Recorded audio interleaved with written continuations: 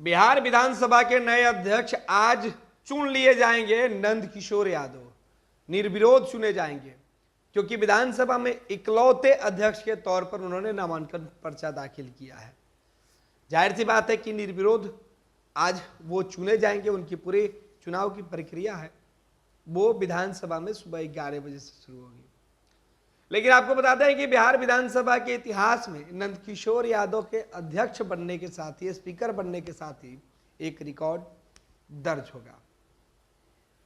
एक सत्र के लिए, एक चुनी हुई सरकार के लिए 3 स्पीकर का बिहार विधानसभा के इतिहास में शायद यह पहली बार हो रहा है कि एक ही टेन्योर में 3 बार स्पीकर की कुर्सी पर 3 अलग अलग लोग बैठे हैं।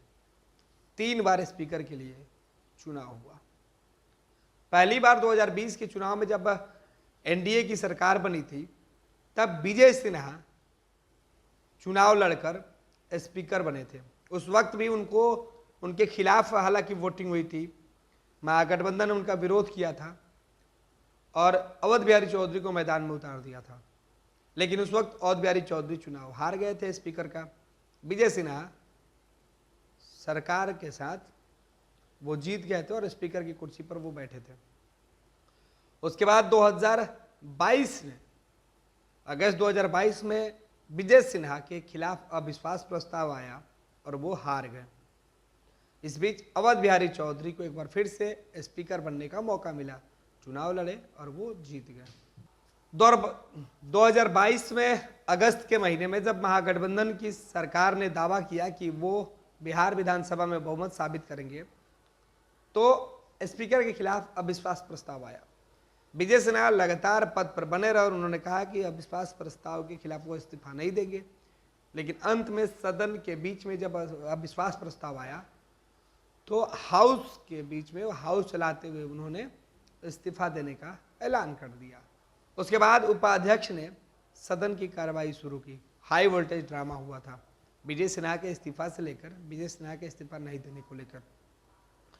उसके बाद अवध बिहारी चौधरी एक बार फिर से महागठबंधन की सरकार के गठन के साथ ही स्पीकर की कुर्सी पर वो बैठे थे। उन्होंने नामांकन किया और इस बीच अवध बिहारी चौधरी भी स्पीकर के कार्यकाल को पूरा नहीं कर पाए। साल 2024 में अवध बिहारी चौधरी के खिलाफ अविश्वास प्रस्ताव तब आया जब एक बार फिर से नीतीश कुमार ने एनडीए के साथ सरकार बनाने का दावा किया और बहुमत के लिए फ्लोर टेस्ट के दिन अवध बिहारी चौधरी के खिलाफ अविश्वास प्रस्ताव लाया गया। सदन में स्थिति नाजुक हो गई। अवध बिहारी चौधरी उसके लिए तैयार नहीं थे, लिहाजा वोटिंग करवानी पड़ी और यहाँ अवध बिहारी चौधरी हार गए। उनके पक्ष में 125 वोट पड़े थे, जबकि अवध बिहारी चौधरी के अविश्वास प्रस्ताव पर 125 वोट पड़े थे और सीधे तौर पे अवध बिहारी चौधरी जो स्पीकर थे उनके समर्थन में मात्र 112 वोट। अवध बिहारी चौधरी हार गए और उन्हें इस्तीफा देना पड़ा।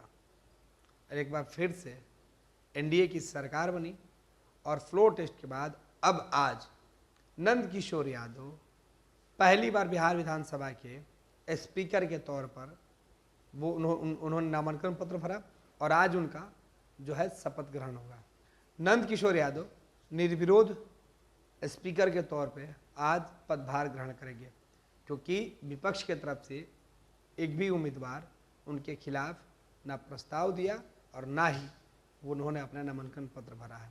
तो बिहार विधानसभा के इतिहास में पहली बार ऐसा हो रहा है कि एक टेन्योर में, एक 5 साल की अवधि में 3 स्पीकर बदले गए हैं। पनोरमा ग्रुप, जो सोचता है वो करता है। ये लो मुंह मीठा करो, आज मैंने अपना जॉब छोड़ दिया। अब हम पूर्णिया वापस जाएंगे। जॉब छोड़ दिया है? मतलब ये घर कैसे चलेगा? हम करेंगे क्या? और माँ बाबूजी क्या बोलेंगे? इसलिए मैं एक और मिठाई का डब्बा लाया। अपने बिजनेस के लिए लोन अप्रूव हो गया। अरे लोन अप्रूव हो गया वो तो ठीक है, लेकिन पूर्णिया में हम रहेंगे कहाँ? अपना घर भी तो नहीं है वहाँ। इसलिए तो एक और मिठाई का डब्बा अलग से लाया हूं। हमने पूर्णिया में घर ले लिया है। पूर्णिया के ई होम्स पैनोरमा में। पूर्णिया में पैनोरमा ग्रुप लेकर आए हैं ई होम्स पैनोरमा। बड़ा घर, आलीशान जिंदगी और अत्याधुनिक सुविधाओं के संग। अरे अरे, अब क्यों मुंह मीठा करवा रही हो? क्योंकि हम घर वापसी जो कर रहे हैं।